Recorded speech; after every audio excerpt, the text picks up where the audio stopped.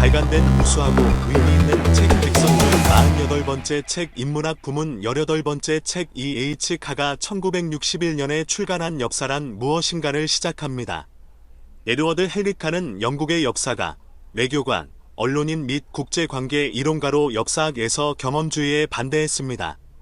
E.H. 카는 1917년부터 1929년까지 14권으로 구성된 소비에트 연방의 역사인 A History of Soviet Russia와 국제관계, 특히 위기의 20년에 대한 글과 여기서 살펴볼 역사란 무엇인가를 통해 전통적인 역사적 방법과 관행을 거부하는 역사 기술 원칙을 제시했습니다. E.H. 카는 1916년 외교관을 시작으로 자본주의와 사회주의가 시작되는 격동의 국제사회의 중심에서 파리강화회에 참석했으며 히틀러와 스탈린의 파시와 소통했고 소명을 가지고 양대 블록의 소통자 역할을 자임했습니다. 세계 양차대전과 냉전 시대를 관통한 그의 삶을 살펴보면 카가 역사는 무엇인가를 통해 우리에게 전하는 그 역사라는 의미에 공감하지 않을 수 없습니다. 자, 그럼 지금부터 E.H. 카의 생애와 그가 전하는 역사란 무엇인가 속으로 여러분을 안내하겠습니다.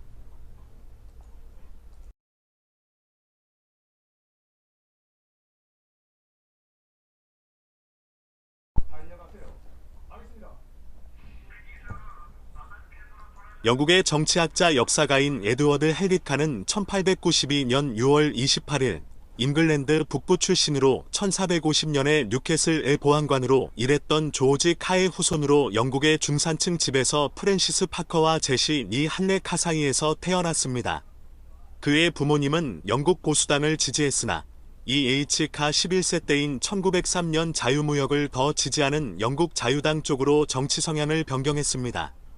런던의 머천트 테일러스 스쿨을 나왔는데 학생들 대부분이 정통 보수파였고 진보주의자는 경멸받는 극소수였다고 합니다. 부모로부터 카는 역사는 진보한다는 세계 문제에서 진보는 멈출 수 없다는 강한 믿음을 물려받았고 E.H. 카의 생각에서 반복되는 주제는 세상이 점진적으로 더 나은 곳이 되고 있다는 것이었습니다. E.H. 카는 19세 때인 1911년에 케임브리지 대학교의 트리니티 칼리지를 크레이븐 장학금을 받고 입학했습니다.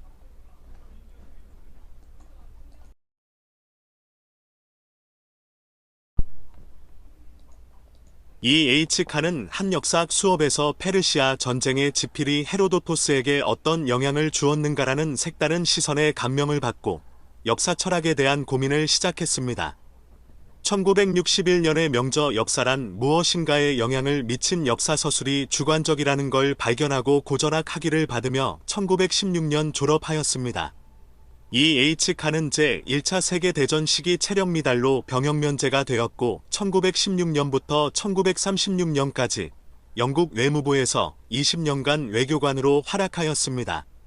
1916년 독일을 해산봉쇄하는 업무에 배정되었습니다. E.H. 카는 처음 1916년에 독일을 해상봉쇄하려는 밀수방지부서에 배정되었고 그 후 1917년에는 러시아 내전 동향을 파악하는 북부 부서에 배정되었습니다. E.H. 카는 외무장관 헬리팩스 경으로부터 건전한 학습과 정치적 이해뿐만 아니라 행정 능력에서도 두각을 나타내는 외교관이라는 칭찬을 받았습니다. 처음에 E.H. 카는 볼셰비키에 대해 아무것도 몰랐습니다.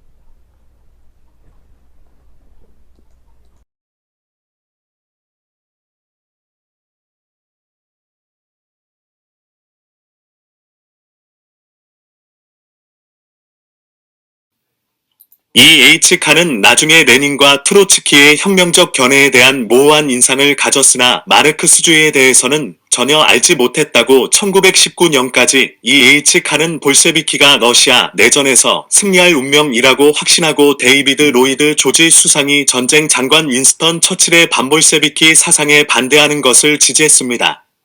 1919년에 E.H. 카는 파리평화회의에서 영국 대표단의 일원으로 국제연맹과 관련된 베르사유 조약의 초안 작성에 참여했습니다. 회의 중에 E.H. 카는 연합군, 특히 프랑스가 독일에 과하게 배상금을 물리는 것에 비판했고 독일 폴란드 국경 설정에 있어서 독일 편을 들었습니다. 그로 인해 아담 자모이스키는 E.H. 카가 동유럽의 모든 국가에서 가장 특별한 인종적 오만에 대한 견해를 가졌다고 비난했습니다.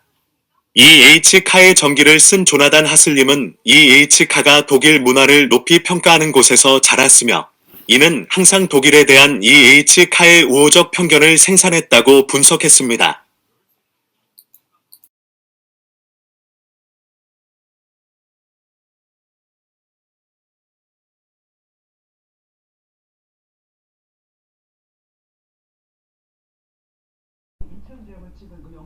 파리 평화회의 후 E.H. 카는 1921년까지 파리의 영국 대사관에 근무했습니다. 처음에 E.H. 카는 국제연맹이 또 다른 세계대전을 막고 더 나은 전후 세계를 보장할 것이라고 믿었습니다. 1925년에 E.H. 카는 엔워드 하우와 결혼하여 한 아들을 낳았습니다.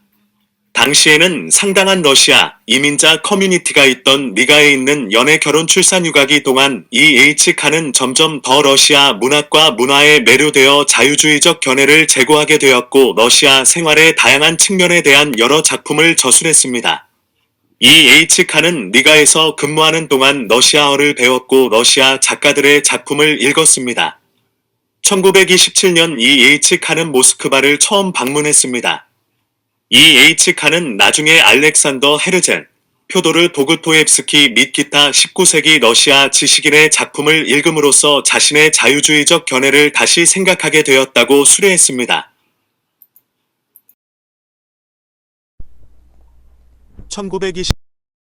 1929년부터 1936년까지 E.H. 카는 여러 영국 문학 저널과 런던 도서리뷰에서 러시아와 소련의 모든 것과 국제관계에 관한 책을 검토하기 시작하여 1929년에 표트르 브랑켈 전기, 1931년에 표도르 도스토옙스키 전기, 1934년에 카를 마르크스 전기, 1936년에 미하일 바쿠닌 전기를 작성했습니다.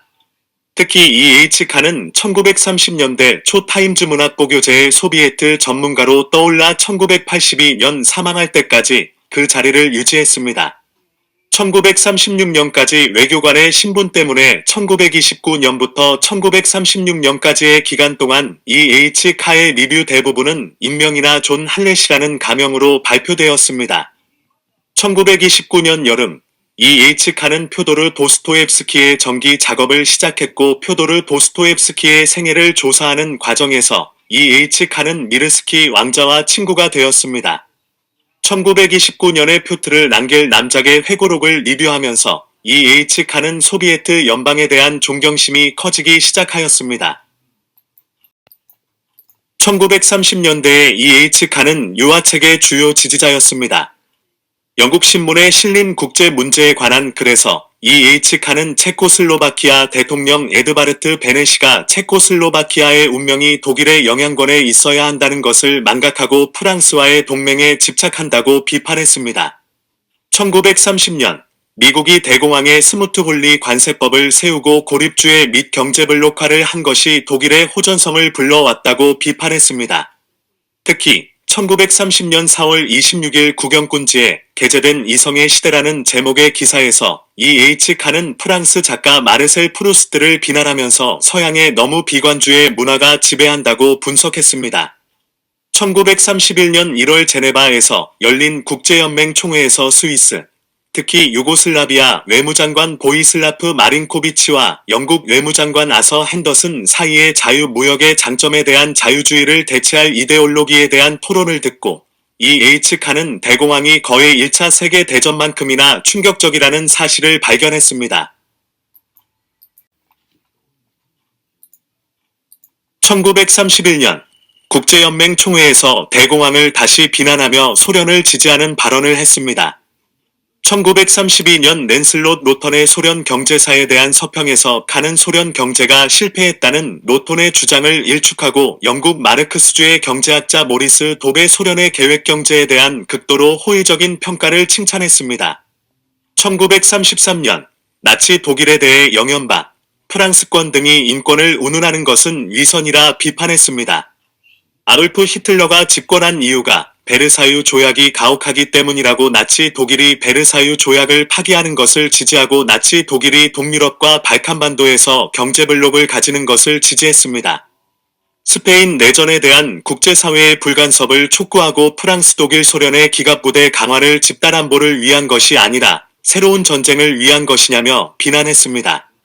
카의 초기 정치적 견해는 반마르크스주의적이고 자유주의적이었습니다. 1934년 E.H. 칸은 마르크스 전기에서 마르크스를 매우 지능적인 사람이자 재능이 있다고 했지만 그의 재능을 파괴하는 데 받쳐졌고 그 동기도 무분별한 계급 증오라고 비난했습니다. E.H. 칸은 변증법적 유물론을 횡설수설로 분류하고 노동가치 이론을 교리적이고 파생적인 것으로 분류했습니다. E.H. 칸은 칼 마르크스, 광신주의 연구에서 마르크스가 개인보다 집단의 중요성을 강조한 것은 칭찬했지만 마르크스가 매우 부끄럽다고 비판하고 책의 재발행을 거부했습니다. E.H. 칸은 나중에 그것을 그의 최악의 책이라고 불렀고 출판사가 그가 쓰고 있는 바쿠닌의 전기를 출판하기 위한 전제 조건으로 마르크스 전기를 만들었기 때문에 그것을 썼다고 불평했습니다. 1930년대 중반에 E.H. 칸은 특히 바쿠닌의 삶과 사상에 몰두했습니다. 이 기간 동안 칸은 영국 부르주아 사회의 가식과 의선을 폭로하는 소설을 쓰기 시작했지만 완성되거나 출판되지 않았습니다.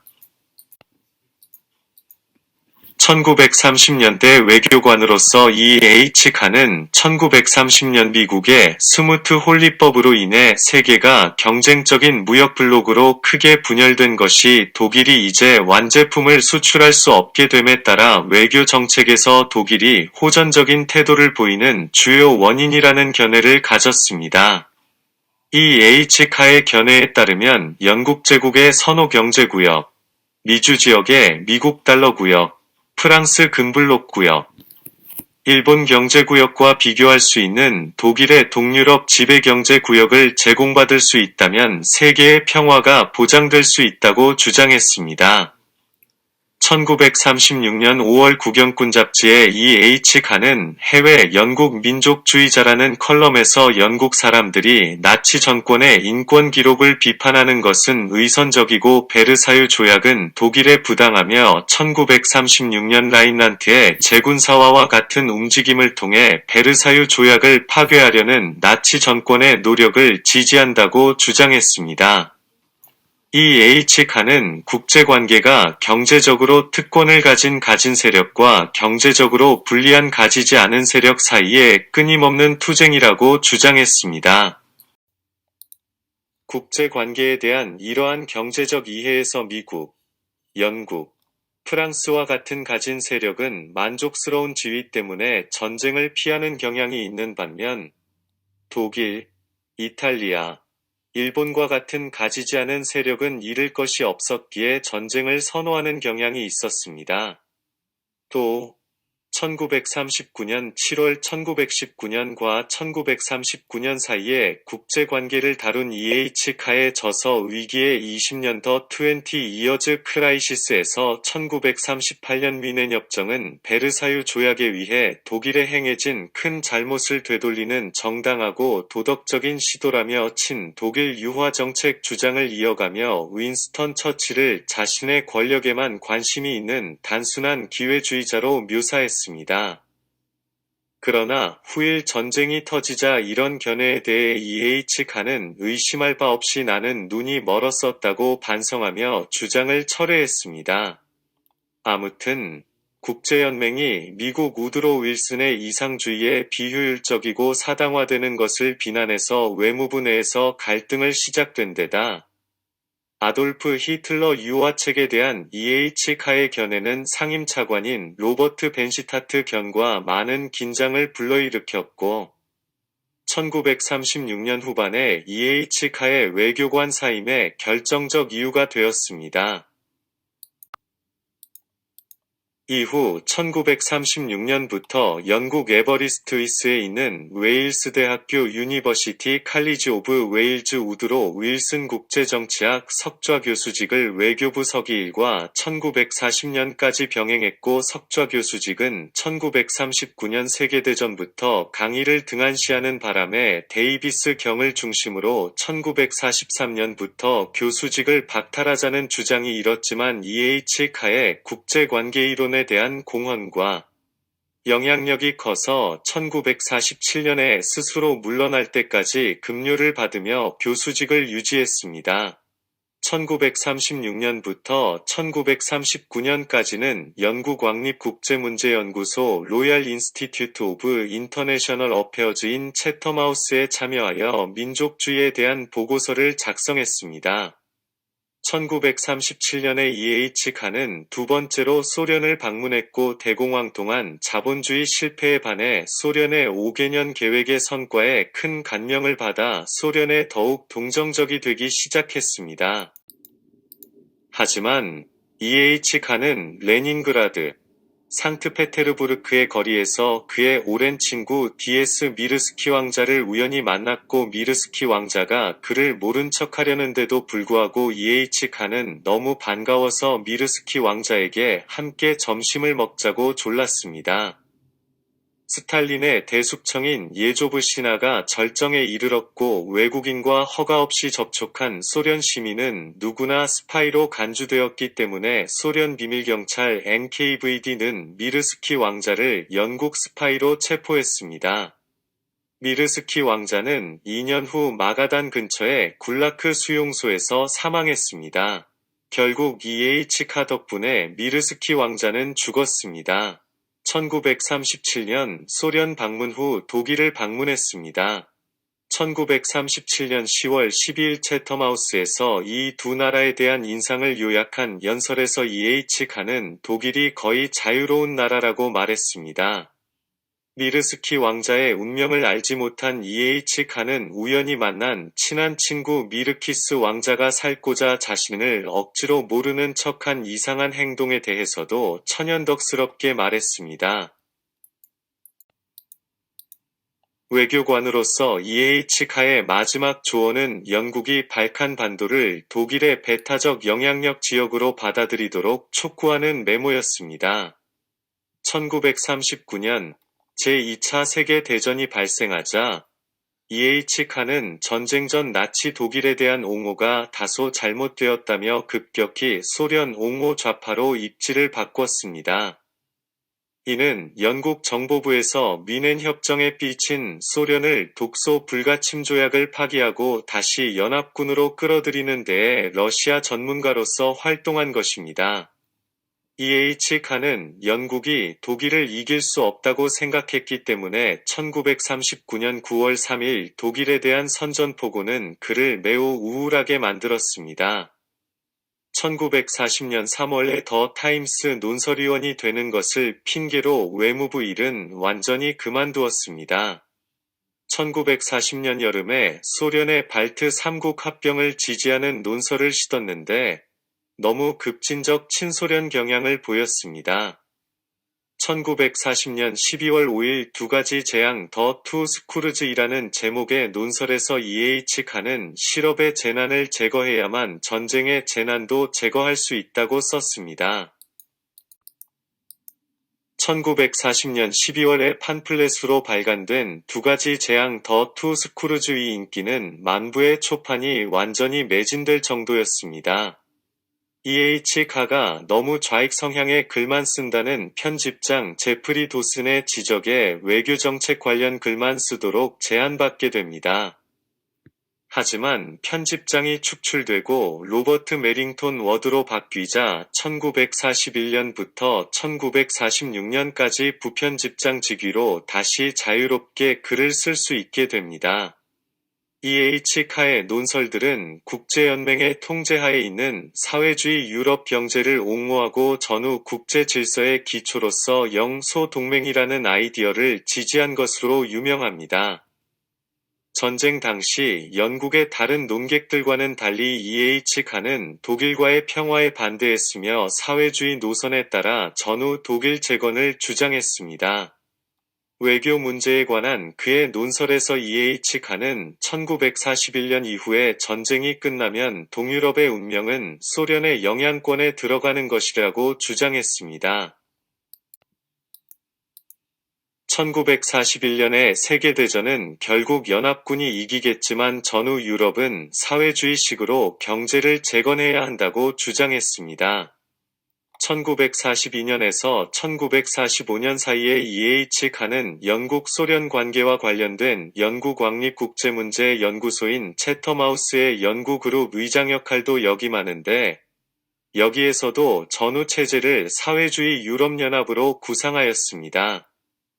EH 칸은 스탈린이 러시아 민족주의를 위해 공산주의 이데올로기를 버렸고 소련 경제는 전쟁 후 더 높은 생활 수준을 제공할 것이며 영국이 그 역할을 수행하는 것이 가능하고 바람직하다고 결론지었습니다.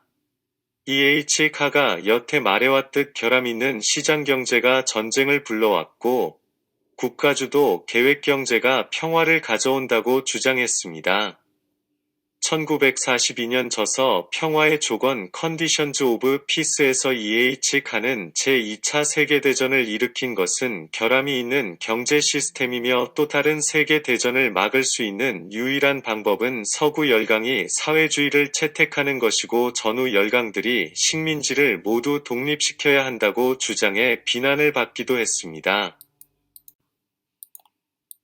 평화의 조건에 대한 아이디어의 주요 출처 중 하나는 아메리칸 로렌스 데니스의 1940년 책 전쟁과 혁명의 역학 다이나믹스 오브 워 앤드 레볼루션 이었습니다. 평화의 조건에 대한 리뷰에서 영국 작가 레베카 웨스트는 EH 카가 데니스를 출처로 사용한 것에 대해 진지한 영국 작가가 오스왈드 모슬리 경을 인용하는 것은 이상하다며 비판했습니다. 1942년 6월 2일 상원의원 엘리뱅크 자작도 독일과의 관대한 평화에 대한 평화의 조건에 대한 그의 견해와 영국이 전쟁 후 모든 식민지를 국제위원회에 넘길 것을 제안한 것에 대해 EH 카를 매우 위험하다고 비난했습니다. 1943년 4월 28일 러시아와 폴란드라는 제목의 논설에서 EH 칸은 소련의 비밀경찰 NKVD가 폴란드에서 자행한 카틴 대학살을 비난하고 적십자의 조사를 요청했습니다.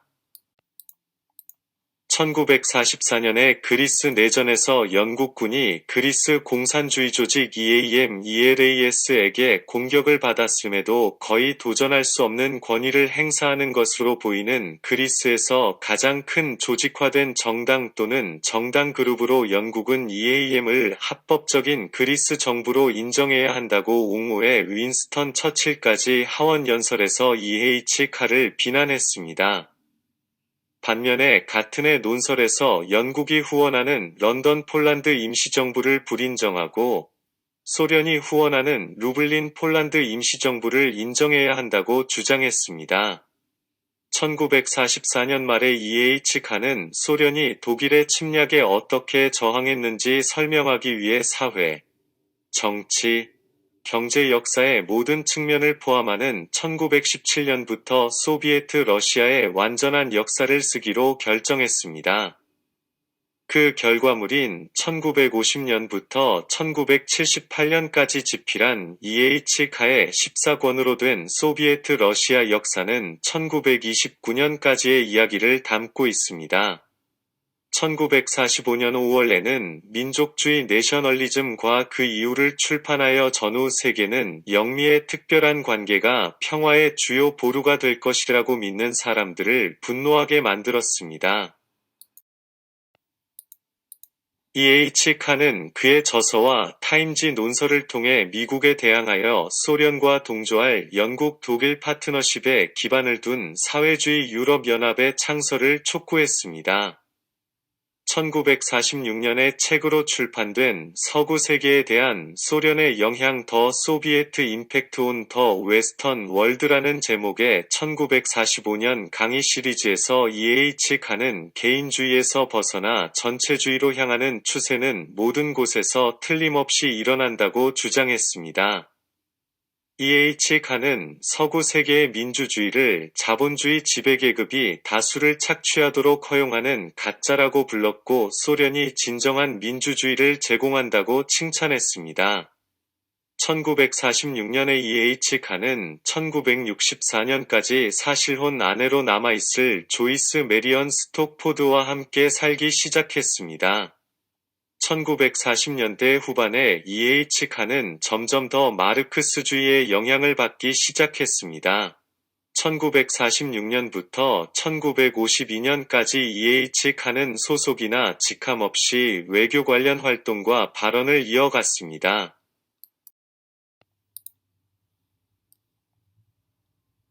1946년에 출판한 저서 소련이 서구에 준 충격에서 E.H. 칸은 개인주의에서 전체주의로의 추세는 어디에서나 명백하며 마르크스주의는 성공적인 유형이고 서구 민주주의는 자본주의 지배계급이 착취하기 위한 도구로 소련의 민주주의가 진짜라고 재차 주장했습니다. 또한 전쟁에서 스탈린은 월슨의 역할을 의식적으로 혹은 무의식적으로 대신하여 다시 한번 민주주의를 연합군의 전쟁 목표로 강화하였다고 했습니다. 1946년 영국이 미국의 차관을 받아들이는 것을 두고 영국 패권의 종말이라고 비난했습니다. 1948년 E.H. 칸은 영국이 미국과 친해지기보단 냉전의 중립국이 되길 바랬고 어떤 대가를 치르더라도 평화가 영국 정책의 기초가 되어야 한다고 주장했으며 소련으로부터 유고슬라비아가 독립하는 것을 본받자고 했습니다. 1948년 E.H. 칸은 국제연합 UN 세계인권선언의 기초위원회 의원장을 맡았습니다.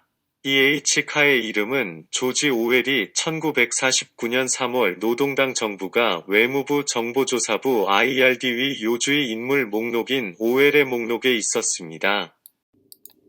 오웰은 이 사람들이 친공산주의적 성향을 가지고 있으므로 언론에 글을 쓰기에 부적절하다고 생각했습니다. 1951년 5월과 6월 E.H. 칸은 영국 라디오에서 대중민주주의, 평등주의, 뉴딜 정책과 마셜 플랜과 같은 계획 경제를 옹호하는 새로운 사회 더 뉴 소사이어티라는 제목의 연설을 했습니다. 공산주의 주제에 대한 관심이 커지면서 E.H. 칸은 연구 분야로서의 국제관계를 거의 포기했습니다. 전쟁이 끝난 후 1953년부터 1955년까지 E.H. 칸은 영국 옥스퍼드 대학교 발리알 칼리지 강사 겸 펠로우를 역임했습니다. 1955년부터 1982년 11월 3일 사망할 때까지 영국 케임브리지 대학교 트리니티 칼리지 펠로우를 역임했습니다. 1956년 E.H. 칸은 소련의 헝가리 봉기 진압에 대해서는 언급하지 않았지만 제2차 수에즈 중동전쟁을 비난하는 성명을 냈습니다. 1961년에 E.H. 칸은 친구 A.J.P. 테일러의 논쟁적인 책 제2차 세계대전의 기원 더 오리진스 오브 더 세컨드 월드워의 호의적인 추천사를 남겨 논란이 되었습니다. 1966년에 E.H. 칸은 사실혼 아내 조이스 메리언 스톡포드를 떠나 역사가 베티 베렌스와 결혼했습니다. 같은 해에 E.H. 칸은 에세이에서 자유주의가 공언되고 실천되는 인도에서는 수백만 명의 사람들이 굶어 죽고 자유주의가 거부되는 중국에서는 사람들이 어떻게든 먹고 살 수 있다고 논평했는데 비평가 중 한 명인 영국 역사가 로버트 콩퀘스트는 E.H. 칸가 대약진운동 같은 최근 중국 역사에 익숙하지 않은 것 같다고 비평했습니다. E.H. 칸은 1967년 미국 철학학회 아메리칸 필로소피컬 소사이어티 회원에 선출되었습니다. 1968년 E.H. 칸은 영국에서 사회주의 혁명을 가져올 수 있기를 바랐던 신좌파 학생들의 68운동에 대해 지지하고 호평한 몇 안 되는 영국 교수 중 한 명이었습니다. 1978년 신우파 리뷰 뉴 레프트 리뷰와의 인터뷰에서 E.H. 칸은 서구 경제는 미친 것이며 장기적으로 멸망할 것이라고 논평했습니다.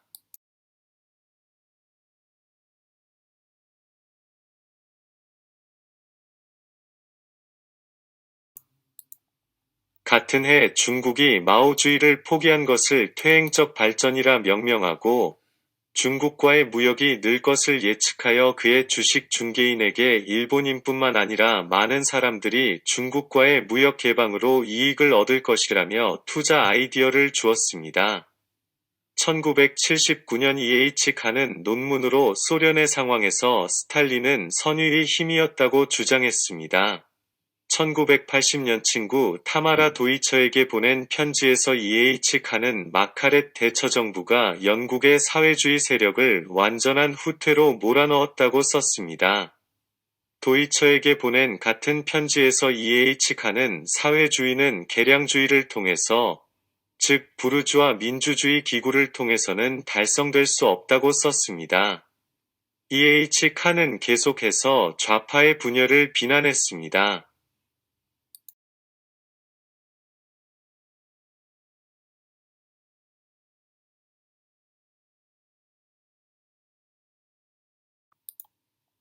E.H. 칸은 혁명적인 역사 진보의 개념을 확립하였습니다.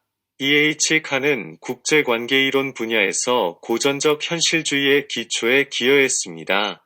E.H. 칸은 역사란 현재와 과거 간의 끊임없는 대화라고 묘사한 바 있습니다.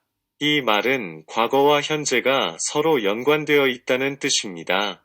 1920년 12일 훈장을 받았습니다. E.H. 카 저작의 주요 주제 중 일부는 변화와 사회의 관념적 힘과 물질적 힘 사이의 관계였습니다.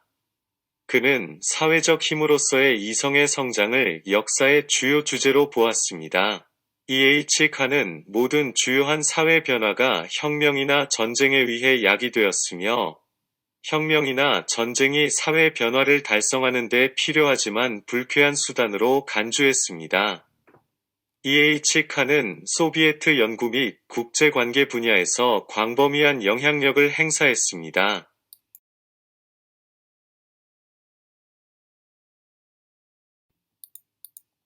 E.H. 카가 반유대주의자였는지에 대한 논란은 아직도 있습니다. 제프리 엘튼 경, 레너드 샤피로, 칼 포퍼 경, 버트람 울프와 같은 대부분의 E.H. 카의 비평가들은 그가 반유대주의 독재자인 히틀러와 스탈린의 옹호자로, 이스라엘에 대한 반대자로 E.H. 카를 평가합니다. 조나단 하슬람과 같은 E.H. 카의 옹호자들은 반유대주의 혐의에 반대하며 E.H. 카에게 베를린과 나미어와 같은 많은 유대인 친구가 있었고 그의 마지막 아내 베티 베렌스가 유대인이며 그가 지원했던 1930년대 나치 독일과 1940년, 1950년대 소련은 반유대주의가 없었다고 옹호했습니다. E.H. 칸은 1950년대에 소련을 노골적으로 찬사하는 사람으로 잘 알려져 있었습니다.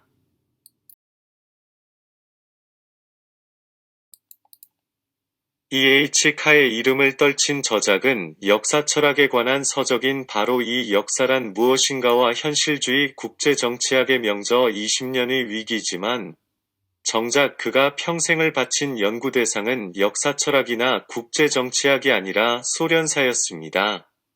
소련에 대한 수정주의 시각을 대두시킨 것으로 유명합니다. 소련 편향적으로 역사를 서술한다고 비판도 많이 받았습니다. E.H. 칸은 현실주의와 이상주의를 병치합니다. 동료 현실주의자인 한스 모겐소는 E.H. 카의 작업에 대해 특히 국제 문제에 관한 서구 세계의 현대 정치 사상의 결점을 가장 명쾌하고 훌륭하게 폭로했다고 평가했습니다. 그의 친구이자 가까운 동료인 영국 역사가 R.W. 데이비스는 E.H. 카가 소련을 세계의 주요 진보 세력으로 간주하는 반냉전 역사학파에 속했으며 소련에 대한 미국의 침략 사례로 E.H. 카의 소련 역사책은 엇갈린 평가를 받았습니다. 이로 인해 군사독재 시절의 한국에서는 E.H. 카의 책이 불온서적 취급을 받기도 했습니다. E.H. 카의 역사는 진보한다는 말은 그의 사상을 가장 잘 설명합니다. 그의 저서를 보면 여기서 말하는 진보는 사전적 의미의 진보가 아니라 지금도 흔히 주변에서 쓰이는 정치, 경제, 역사에 관한 마르크스적 진보에 가깝습니다. 실제로 역사적 유물론을 아는지 모르는지에 따라 역사는 진보한다는 말과 E.H. 카의 저서들에 대한 이해도가 천차만별입니다. 마르크스는 헤겔의 역사관 위에서 경제 발전에 의한 역사의 진보를 주장했습니다. 즉 원시 공동체 사회, 농경사회, 봉건주의 사회, 산업사회, 자본주의 사회 순의 사회 발전 순서의 분류 방식은 마르크스의 방식을 답습했고, 그렇다면 그 다음 사회는 무엇인가 하는 질문에 공산주의를 주장하며 이를 정당화하는 것으로 마르크스의 저서 자본론을 충실하게 따르고 있습니다. 그렇다고 E.H. 카가 공산주의자인가를 생각하면 고개가 까우둥해집니다. 당시 마르크스 사관이 지식인들에게 과학적이라 인기를 끌었지만 E.H. 카의 저서에서는 미국의 보수주의자를 언급하거나 공격한 적이 없으며 세뮤얼 모리슨과 칼 포퍼를 마지막 부분에 옹호하는 글을 쓰는 등의 모습을 보면 그가 공산주의자라고 단정지을 수 없습니다. 거기다 마르크스 본인이 영국에서 활동했었으며 아직도 영국 내에서도 공산주의는 아니지만 마르크스에 관한 서적들을 연구하는 학자들이 많은데 E.H. 카도 그 영향을 받은 한 학자라고 볼 수 있습니다. 또한 마지막 남긴 말을 보면 그도 사회적 변화인 진보가 어쩔 수 없이 일어나면서 미래가 밝게 되기를 바란다고 한 것을 볼 때 E.H. 카는 마르크스의 사회 발전 순서에 공감한 학자였음이 분명합니다. 역사란 무엇인가? What is history? 내용을 살펴보겠습니다. 역사란 무엇인가? What is history? 는 역사학에 관한 E.H. 카의 저서로 역사, 사실, 역사가의 편견, 과학, 도덕, 개인과 사회, 역사 속의 도덕적 판단에 대해 논의합니다. 1961년 1월부터 3월까지 케임브리지 대학교의 GM 트리벨리언 강좌에서 E.H. 카가 강의한 부분의 원고를 바탕으로 쓰였습니다. 강의는 역사 이론의 주제에 대한 광범위한 소개를 목적으로 했으며 강의 접근성으로 인해 역사란 무엇인가는 역사학 분야의 핵심 텍스트 중 하나였습니다.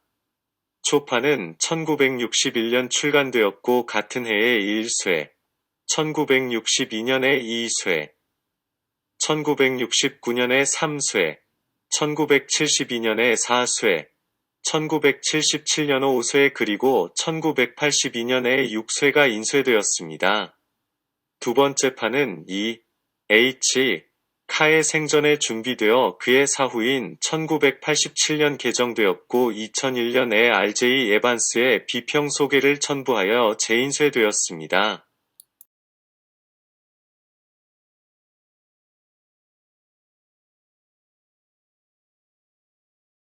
이 책은 1장 역사가와 그의 사실 더 히스토리안 앤드 히즈 팩츠로 시작하여 2장 사회와 개인 소사이어티 앤드 더 인디비주얼, 3장 역사, 과학 그리고 도덕 히스토리, 사이언스 앤드 모렐러티, 4장 역사에서의 인과관계 커세이션인 히스토리 및 5장 진보로서의 역사 히스토리 AS 프로그레스로 이어져 6장 지평선의 확대 더 와이드닝 호라이즌으로 마무리됩니다.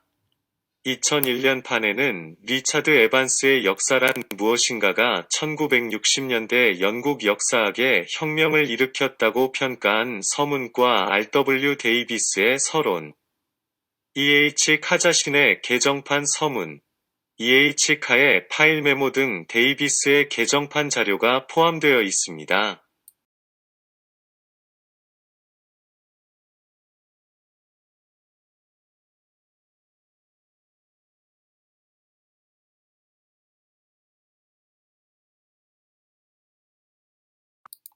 일장 역사가와 그의 사실 더 히스토리안 앤드 히즈 팩츠는 역사란 결코 지나간 일을 있는 그대로 밝히는 작업이 아니라 오히려 해석을 통해 과거 사실을 편집하고 의미를 다시 꾸리는 일입니다. E.H. 칸은 정확성은 의무이지 미덕은 아니라며 정확하게 사실을 밝혔다는 이유로 역사가를 칭찬한다면 이는 좋은 목재와 잘 섞인 콘크리트를 썼다고 건축가를 추켜 세우는 것과 같다. 건축가의 진짜 능력은 집을 짓는 데서 드러난다. 사학자도 마찬가지다. 역사의 의미와 가치를 제대로 살려낼 때 역사가의 능력을 빛을 발한다라고 말했습니다.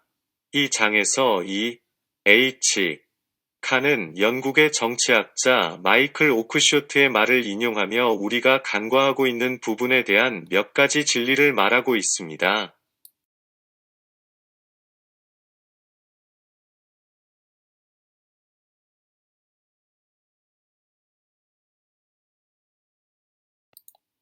오크쇼트는 역사란 역사가의 경험이다. 역사는 역사가가 아닌 사람들에 의해서는 만들어지지 않는다. 역사를 서술하는 것만이 역사를 만드는 유일한 길이다라고 말하고 있습니다. E.H. 카가 말하고자 하는 몇 가지 진리는 첫째, 역사의 사실들은 순수한 형태로 존재하지 않으며 또한 존재할 수도 없기 때문에 우리에게 결코 순수한 것으로 다가서지 않는다는 점입니다. 둘째는 역사가는 자신이 다루고 있는 사람들의 마음, 그들의 행위의 배후에 있는 생각을 상상적으로 이해해야 할 필요가 있다는 점입니다. 따라서 역사가에게는 상상적이의 imaginative understanding이 중요합니다. 사료를 그대로 받아들이지 않고 그 뒷면을 생각하며 의미를 찾아야 한다는 뜻입니다. 역사가는 사실의 잠정적인 선택과 그 선택을 이끌어준 잠정적인 해석에서 출발합니다.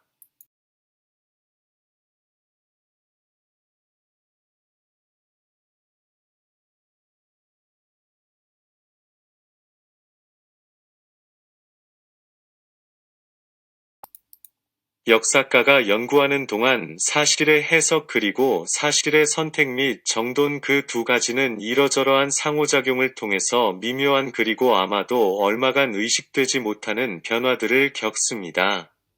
그리고 이 상호작용에는 현재와 과거 사이의 상호관계도 역시 포함되는데, 왜냐하면 역사가는 현재의 일부이며 사실의 과거에 속하기 때문입니다. 따라서 역사란 무엇인가라는 질문에 대한 E.H. 카의 대답은 역사란 역사가와 그의 사실들의 지속적인 상호작용의 과정, 현재와 과거의 끊임없는 대화 A continuous process of interaction between the historian and his facts, an unending dialogue between the present and past라고 말하고 있습니다.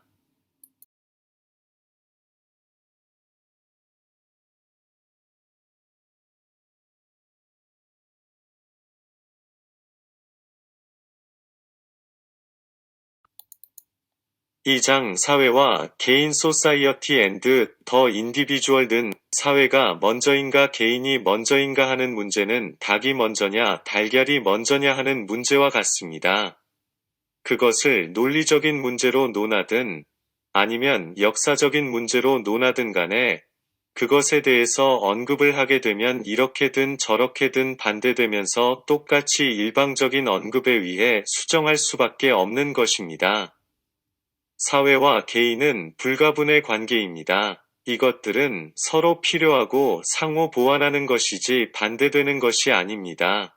영국의 시인 존 던은 어느 누구도 그 자체만으로 전체를 이루는 섬이 아니다고 말하고 있는데 이것은 진리의 일면이라고 E.H. 칸은 말합니다. 역사의 모든 단계 또는 선사시대에서도 모든 인간은 사회 속으로 태어나고 또 아주 어린 나이에서부터 사회에 의해 틀이 만들어집니다. 그 인간이 사용하는 언어는 개인적 유산이 아니라 그가 성장한 집단에서 얻은 사회적 획득물입니다. 언어와 환경이 그 인간의 생각과 내용을 결정하게 됩니다. 그 인간의 아주 어릴 적 생각은 다른 사람에게서 온 것입니다. 이미 잘 언급되었듯이 사회에서 동떨어진 개인은 말이 없고 생각이 없습니다. 미개인은 문명인에 비하여 덜 개인적인 반면 더욱더 완벽하게 사회에 의해서 만들어진다고 인류학자들이 흔히 말합니다. 이것은 일리가 있습니다. 단순한 사회는 더 획일적인데 복잡하고 발전돼 사회보다 개인의 기술이나 직업의 다양성을 덜 필요로 하고 그런 기회도 적다는 의미로 볼 때 더 획일적인 것입니다. 이런 의미에서 증대되는 개인화 현상은 현대에 발전된 사회의 필수적인 결과이며 위에서부터 아래까지 사회의 모든 행동에 스며져 있습니다. 그러나 이 개인화의 과정과 사회의 증가하는 힘과 결합력 사이의 대립관계를 설정하는 것은 중대한 잘못이라고 E.H. 칸은 말합니다. 사회의 발전과 개인의 발전은 병행하는 것이며 서로 조정하는 것입니다. 정말로 복잡하거나 또는 발전된 사회란 개인 간의 상호의존이 발전되고 복잡한 양상을 띠는 사회입니다. 따라서 상식적인 역사관은 역사란 개인이 개인에 대하여 쓴 것이라고 생각한다는 이론은 본질적으로 틀린 것은 아니지만 너무 단순화되고 적당치 못한 것 같아서 좀 더 깊이 탐구해 볼 필요가 있다고 E.H. 칸은 말합니다. 역사가의 지식은 그 자신만에 가지고 있는 개인적 소유물이 아닙니다. 아마도 수많은 세대에 그리고 다른 많은 나라의 사람들이 그 지식을 축적시켜 왔습니다. 역사가의 연구 대상이 되는 사람들은 진공에서 활약한 고립된 개인이 아니었습니다. 그들은 지나간 사회의 상황과 충동 속에서 행동하였습니다. 역사가는 어디까지나 개인적인 인간입니다. 다른 개인과 마찬가지로 그도 또한 사회적 현상이며 그가 속해 있는 사회의 산물로서 의식을 하든 않든 간에 그 사회의 대변인입니다. 이러한 자격으로 그는 역사적 과거의 사실에 접근하는 것입니다. 우리는 종종 역사의 과정은 움직이는 행렬이라고 말합니다. 이 비유는 매우 적절하나 역사가를 외로운 암벽에서 그 행렬을 내려다보는 독수리라거나 또는 사열대 위의 사령관이라고 생각하게끔 유혹하지는 말아야 합니다. 역사가는 그 행렬의 한 부분에서 뚜벅뚜벅 걷고 있는 하나의 희미한 존재이며 역사가 또한 역사의 일부입니다.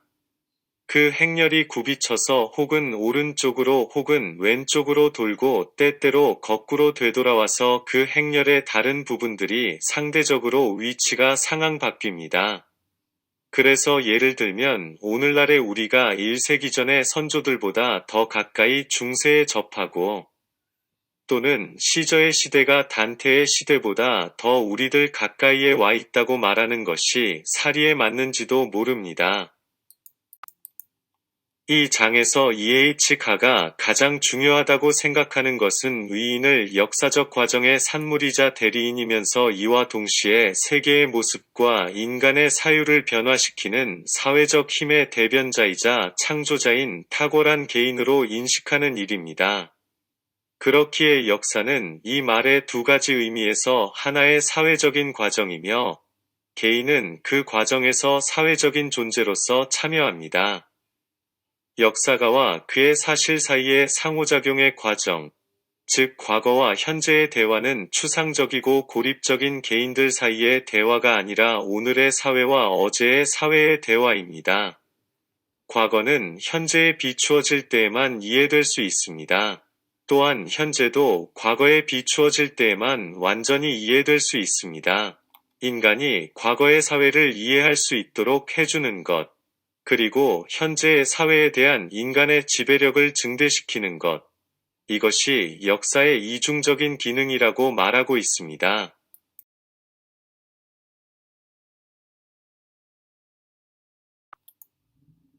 3장 역사, 과학 그리고 도덕, 히스토리 사이언스 앤드 모렐러티에서 E.H. 칸은 역사를 과학이라는 이름으로 부르는 것은 잘못이라고 생각하는 논의들을 고찰하고 있습니다. 그것들은 다음과 같이 요약됩니다. 1. 역사는 오로지 특수한 것만을 다루며 과학은 일반적인 것을 다룬다. 2. 역사는 교훈을 가르치지 않는다. 3. 역사는 예견할 수 없다.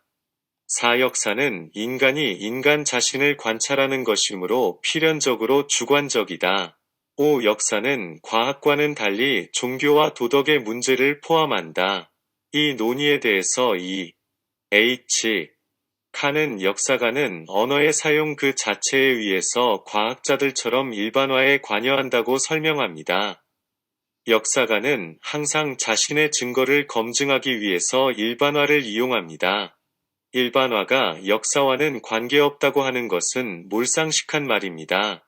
역사는 일반화 위에서 번성하는 것입니다.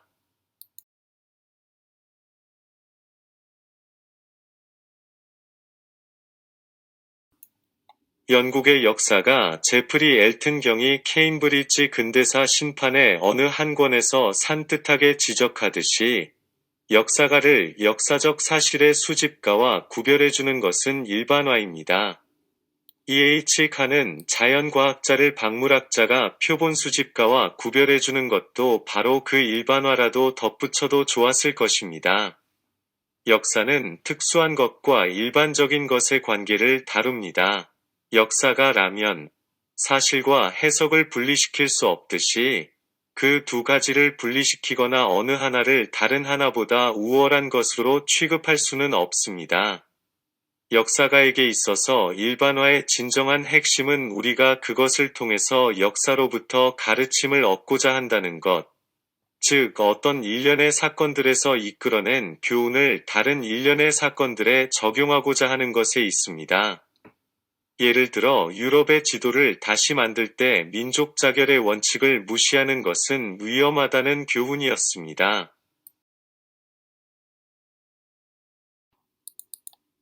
E.H. 칸은 역사에서의 예언의 역할에 대해서도 지적했는데 역사가는 일반화를 하지 않을 수 없으며 그리고 그렇게 하면서 역사가는 비록 특정한 예언은 아니더라도 미래의 행동에 대한 타당하고도 유용한 일반적인 지침은 준다고 설명하고 있습니다. 그러나 역사가는 특정한 사건을 예언할 수는 없는데 이는 특정한 것은 유일하기 때문이며 또한 거기에 우연이라는 요소가 개입하기 때문이라고 말합니다. 예를 들어 역사들이 어느 정도는 루리타니아 사회에 관한 특정한 지식에서 어느 정도는 역사 연구에서 이끌어내려고 노력하게 될 결론은 루리타니아는 누군가 촉발시키기라도 한다면 혹은 정부 쪽에서 손을 써서 막아내지 못한다면 가까운 장래에 혁명이 발생할 것 같은 그런 상태에 있다는 식의 결론입니다. 네 번째 논제에 대해서는 역사가의 관점은 그가 행하는 모든 관찰에 불가피하게 개입하며 그래서 역사는 그야말로 상대성으로 가득 차 있다고 설명합니다. E.H. 칼을 마나임의 말을 인용하여 경험을 포괄하고 수집하고 정리하는 범주마저도 관찰자의 사회적 위치에 따라서 달라지는 것이라고 말합니다. 마지막으로 역사가 종교와 도덕과 밀접하게 연관되어 있다는 논의에 대해서는 역사가는 어떤 초역사적인 힘에 의해 전혀 의존하지 않고 자신의 문제를 해결해야만 한다는 것을, 역사란 말하자면 조커 카드가 없는 트럼프 게임과 같다는 것을 전제하며 설명합니다. 예를 들어 파스테르나 아인슈타인은 사생활에서는 성스럽다고까지 할 만큼 모범적인 인물이었습니다. 그러나 그들이 불성실한 남편, 잔혹한 아버지, 파렴치한 동료였다고 가정한들, 그들의 역사적 업적이 조금이라도 폄하될 것인가? 그러므로 역사가가 우선적으로 관심을 두어야 하는 것은 종교나 도덕적인 성격의 것이 아니라 그들의 업적이라고 설명합니다. 즉 역사가는 자신의 책에 등장하는 개인의 사생활에 대하여 도덕적인 판단을 내리기 위해서 옆길로 새지 않는다는 뜻입니다. 4장 역사에서의 인과관계 커세이션인 히스토리는 역사의 연구는 원인에 관한 연구입니다. 따라서 역사가는 끊임없이 왜라는 질문을 던집니다. 위대한 역사가란 새로운 것들에 관해서 또는 새로운 맥락 속에서 왜라는 질문을 제기하는 사람이라고 E.H. 칸은 말합니다. 과거에는 역사는 과거의 사건을 원인과 결과의 질서정연한 전후관계 속에 배열함으로써 성립한다는 것이 공인된 교리였습니다. 최근에는 이 의미가 조금 달라졌습니다. 이제는 역사에서 법칙이라는 용어는 사라졌고 원인이라는 말마저 유행에서 사라졌는데 이러한 것들로 인해 역사에서의 원인이라 하고 하지 않고 설명, explanation이나 해석, interpretation, 상황논리, logic of the situation 나 사건의 내적 논리, inner logic of events라는 용어를 사용하거나 아니면 왜 그것이 발생했는가라는 인과적 연구 방법에 반대하면서 그것이 어떻게 발생했는가 하는 기능주의적 연구 방법에 찬성하고 있습니다.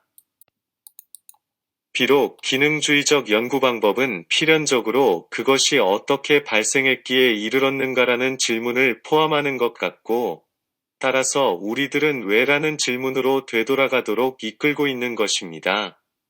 진정한 역사가라면 자신이 수집한 원인들의 목록을 앞에다 놓고서는 그것을 정리해야 한다든가, 그들 간의 상호관계를 고정시키게 될 원인들의 일정한 위계 질서를 수립해야 한다든가, 아니면 어떤 원인이나 어떤 범주의 원인들이 결국에 가서는 또는 최종적인 분석에 따라서 궁극적인 원인, 즉 모든 원인들의 원인으로 간주되어야 하는지를 결정해야 한다는 직업적인 강박감을 느낄 것입니다.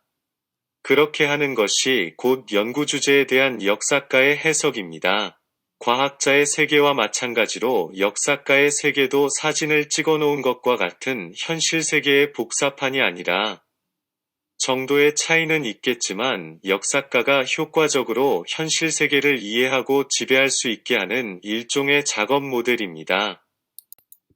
역사가는 과거의 경험에서, 즉 그가 입수할 수 있을 만큼의 과거의 경험에서 합리적인 설명과 해석을 가할 수 있다고 인정되는 부분들을 추려내어 그것으로부터 연구의 지침으로 기여할 수 있는 결론을 이끌어내는 것입니다. 결국 역사란 역사적 중요성이라는 측면에서 이루어지는 선택의 과정입니다. 텔컷 파슨스의 말을 빌리면 역사는 실체에 대한 인식적 지향의 선택체계, 셀렉티브 시스템일 뿐만 아니라 인과적 지향의 선택체계입니다. 역사가는 끝없는 사실의 바다에서 자신의 목적에 중요한 것을 선택하는 것과 마찬가지로 무수한 인과적 전후관계 중에서 역사적으로 중요한 것을 오직 그런 것만을 추출해냅니다. 그리고 그 역사적 중요성을 가르는 기준이 되는 것은 그 전후관계를 자신의 합리적인 설명과 해석의 모형에 짜맞추는 역사가의 능력이라고 말하고 있습니다.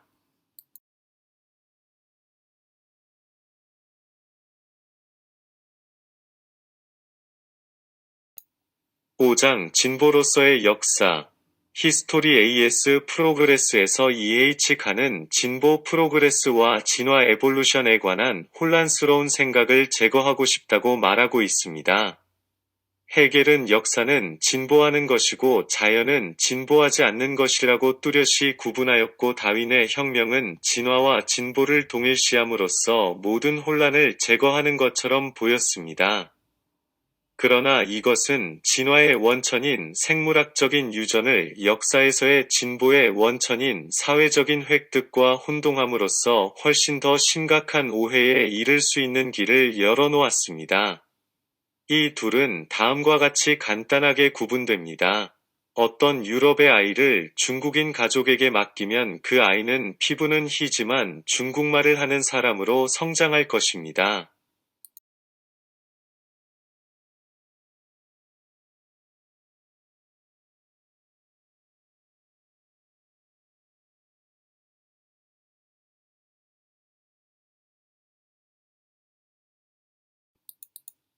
피부색의 형성은 생물학적인 유전이며 언어는 인간의 두뇌를 매개로 하여 전승되는 사회적 획득물입니다.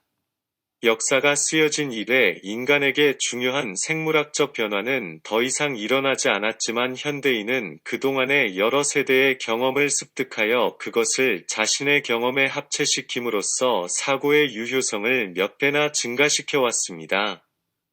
역사란 획득된 기술이 한 세대에서 다음 세대로 전승되는 것을 통하여 이루어지는 진보라고 할 수 있습니다. 그리고 역사에서의 진보는 자연에서의 진화와는 달리 획득된 자산의 전승에 의존한다는 것은 역사의 한 전제입니다.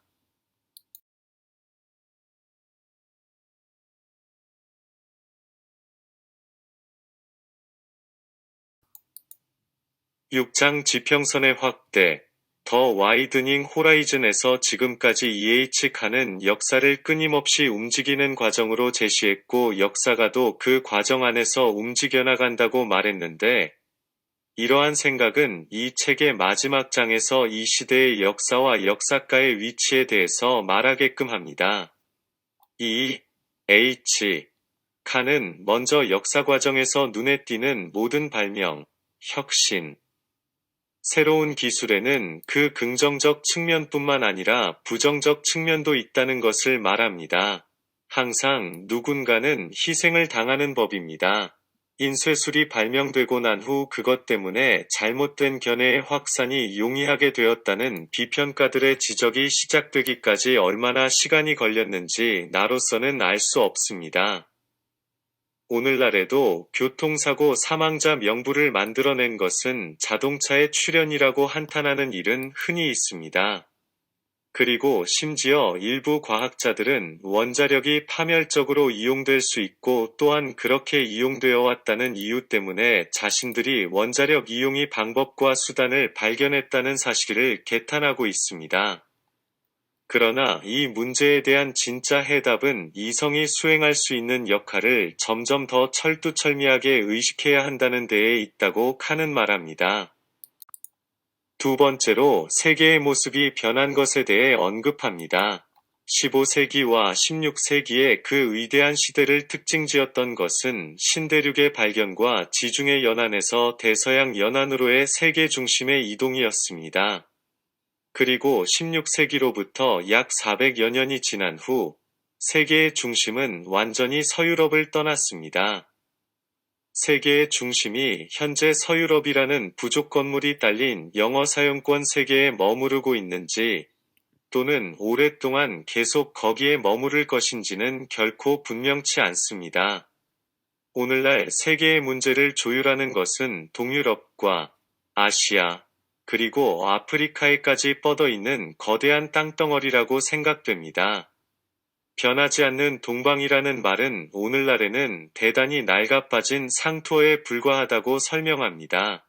마지막으로 칸은 모리슨 교수가 역사는 건전한 보수적인 정신으로 쓰여야 한다고 주장하는 것에 대해 격동하는 세계, 진통하는 세계를 내다보고 나서 진부하기조차 한 어느 위대한 과학자의 말을 빌려서 이렇게 대답하고 있습니다. 그래도 그것은 움직인다 and yet it moves. 역사란 무엇인가? 에 대한 평가를 살펴보겠습니다. 과거의 경험적 관점의 실증사관의 실증주의 역사학에서는 역사가의 일이란 과거의 사료를 수집하여 그저 모아서 보여주는 것이라고 생각했습니다. 그것을 통해 사견이 들어가지 않은 순수한 역사 기록으로서의 역사학을 추구했던 것입니다. 그러나 역사가는 물리적 한계로 모든 사료를 수집해 나열할 수 없으므로 사료를 취사 선택해야 하고 그 안에서도 서술 순서나 묶음, 분량 등을 통해 역사가 개인의 견해를 첨가할 수밖에 없습니다. E.H. 칸은 역사란 단순한 사실의 나열이 아니다라는 문제의식을 제시하며 실증주의 역사학과 아르치 콜링우드식의 주관적 이상주의 역사관을 모두 비판하며 역사는 사실 자체에만 함몰되는 것도 역사가의 주관 속에만 존재하는 것도 아니라고 주장합니다. E.H. 카에 따르면 역사란 역사가와 사실들의 지속적 상호작용의 과정이자 현재와 과거의 끊임없는 대화입니다. 흔히 역사란 완벽한 객관성을 추구해야 한다는 인식이 있으나 그것은 가능하지 않을 뿐만 아니라 올바르지도 않다고 이 책은 주장합니다. 일단 사료를 기반으로 사실을 추론해야 하는 것은 맞지만 사료는 그 사건의 일부만을 반영하기 때문에 사료를 통한 재구성으로 그 사건을 완벽히 되살려내는 것은 불가능합니다. 어떤 사건의 목격자, 증인도 사건 속의 입장에 따라 다른 인식을 갖는 것은 어쩔 수 없는 현상입니다. 교통사고만 해도 누가 가해자이고 누가 피해자인지 당사자는 물론이고 목격자들마저 평가가 갈리는 일이 비일비재합니다. 그렇다면 역사학은 무엇을 위해 존재해야 하는가? 즉, 역사란 무엇인가? 이 물음에 대해 이 책은 사료를 바탕으로 한 역사가 개인의 합리적인 추론을 통해 역사적 사실로부터 얻을 수 있는 진리를 찾고 학설의 끊임없는 재검토와 사료의 분석을 통한 새로운 사실의 발견으로 그것을 발전시키거나 반박해 나가야 한다고 말합니다. 역사학은 과거의 수동적인 기록기계의 역할에서 더 나아가 적극적인 역사적 사실에 대한 비판과 진리를 추구하는 태도를 보여야 한다는 것입니다. E.H. 칸은 사실을 두 가지 범주로 나누었습니다. 과거의 사실, 즉 역사가가 중요하지 않다고 생각하는 역사적 정보와 역사적 사실은 역사가가 중요하다고 판단한 정보입니다. E.H. 칸은 역사가들이 그들 자신의 편견과 의제에 따라 과거의 사실 중 어느 것을 역사적 사실로 바꿀지 임의로 결정한다고 주장했습니다. 역사란 무엇인가 What is history에서 상대주의와 역사적 분석의 중요한 요소로서의 우발성을 거부하는 역사 작업의 본질에 대한 E.H. 카의 견해는 논쟁적이었습니다.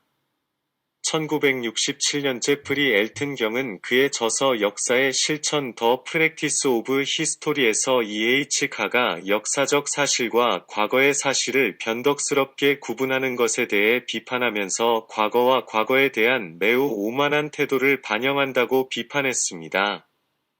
영국의 역사가 휴 트레버 로퍼는 E.H. 카가 역사의 가능성을 일축한 것은 역사적 인과관계를 조사하는 데 근본적인 관심이 부족함을 반영한다고 말했습니다. 트레버 로퍼는 역사의 가능한 대안적 결과를 검토하는 것은 팔러 게임이 아니라 역사가 작업의 필수적인 부분이라고 말했습니다. 트레버 로퍼는 역사가들 가능한 모든 결과와 모이든 측면을 살펴봄으로써만 연구기간을 제대로 이해할 수 있다고 말했습니다. 오직 역사의 승자를 이해하려고 노력하고 특정 사건의 결과를 가능한 유일한 결과로 취급하는 E.H. 카의 관점을 채택한 역사가는 트레버 로퍼에게는 나쁜 역사가였습니다.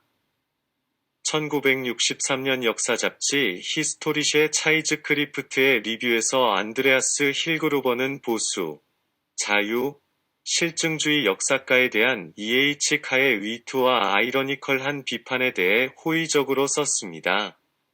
영국 철학자 W.H. 월시는 1963년 리뷰에서 그가 그날 아침 식사로 건배를 한 것은 역사적 사실이 아니라고 말했습니다.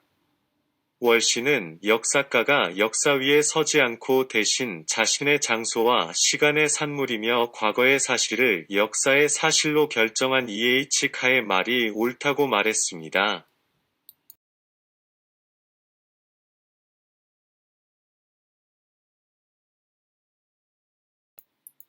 에드워드 헬렉 카의 역사란 무엇인가 What is history에서 살펴본 바와 같이 E.H. 칸은 역사란 무엇인가 What is history를 통해 역사는 언어라는 인간의 두뇌를 매개로 하여 전승되는 사회적으로 획득된 기술이 한 세대에서 다음 세대로 전승되는 것을 통하여 이루어지는 진보임을 알려주고 있습니다. 20세기에 발간된 우수하고 의미 있는 책 100선 중 48번째 책 인문학 부문 18번째 책 에드워드 헬렉 카가 1961년에 출간한 된 역사란 무엇인가 What is history를 마칩니다. 감사합니다.